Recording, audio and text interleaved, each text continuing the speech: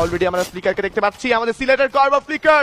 Let's see এবার কি করতে পারে। ফ্লিকারের কাছে 4টি এলিমিনেশন চলে এসেছে, তবে সিলেট থেকে কে কে দেখছেন জানিয়ে ফেলুন। সাপোর্ট করো ফ্লিকার, আপনাদের সেই এলাকার গর্ব আপনাদের কিন্তু এই মুহূর্তে রয়েছে। বাংলাদেশের গর্ব ফ্লিকার এই সাইড থেকে কিন্তু ফাইটে যাবেন রিফ্লেক্স ইউনাইটেডের সঙ্গে, যেখানে আমরা দেখতে পাচ্ছি অলরেডি ব্লেড রয়েছে, ফ্ল্যাশ এলিমিনেট করেছেন মিহাদকে এবং 10টি কিল এইবার ডিকেদের জন্য একদম 16 কানে পূর্ণ হয়ে যাবে। এক্স্যাক্টলি টিম ডিকে দেখা যাক, বাট এই মুহূর্তে red Hawks versus reflex United এই দুটো দলের মধ্যে লড়াই হয়ে যাবে শুরু। গ্রেনেড আদান প্রদান চলছে প্রায় দুটো দল থেকেই। লোয়ার গ্রাউন্ডের রেড হক্স, হায়ার গ্রাউন্ডের সেকেন্ড ফ্লোরে রিফ্লেক্স ইউনাইটেড।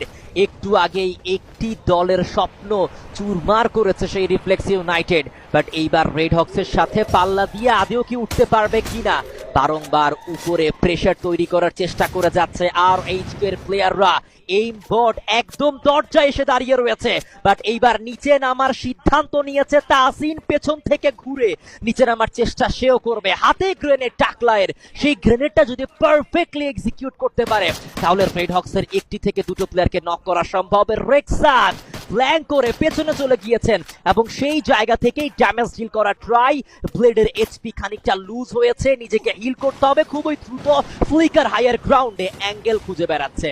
রিফ্লেক্স ইউনাইটেড এবং রেড হক্সের এই ফাইটে এখনো পর্যন্ত কোনো দলই প্লেয়ার হারায়নি। একদম, এবং হেডশট এসেছে তাসিনের তরফ থেকে, ব্লেডকে নক করেছে। ব্লেড রিভাইভ হওয়ার সম্ভাবনা নেই।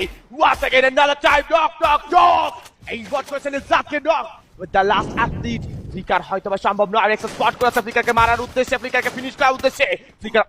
Flicker on danger. ফ্লিকার যদি এইবার ফিনিশ হয়ে যায় রেড হক্সের জন্য বিপদের কারণটা আরো একটাবার হবে। রেড হক্স এই সেট থেকে কিন্তু 100 পয়েন্টস ক্রস করতে পারলো।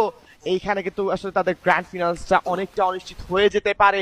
তবে অলরেডি রিফ্লেক্স ইউনাইটেড কিসের চিন্তা করছে, জোন তাদের কাছে আছে। ফ্লিকার হেডশট গেছে, first knock write down from flicker, এবং সেখানে কিন্তু আমরা দেখতে পাচ্ছি তাসি তাদেরকে রিভাইভ করছেন। তার টিমমেটস গুলো যিনি নক হয়েছেন তাকে রিভাইভ করা হচ্ছে, এবং ফ্লিকার নক করার সাথে সাথে যেই যে টাইমটা ক্রিয়েট হয়েছে সেটাকে কাজে লাগিয়ে খানিকটা ব্যাকফুটে যাচ্ছেন।